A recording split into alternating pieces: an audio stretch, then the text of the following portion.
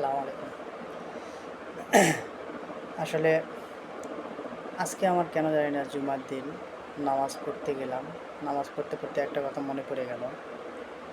আমাদের গ্রামের অনেক বয়স্ক মানুষদের কথা মনে পড়ে গেল।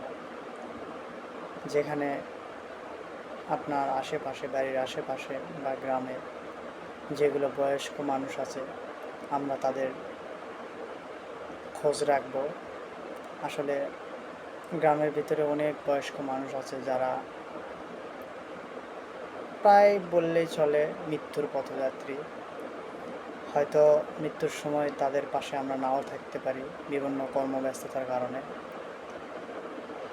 আমার কেন জানি মনে হলো যে আসলে মৃত্যুর আগে আগে তাদের সঙ্গে একটু দেখা করা, যতটুকু পারি তাদেরকে সহায়তা করা, তাদের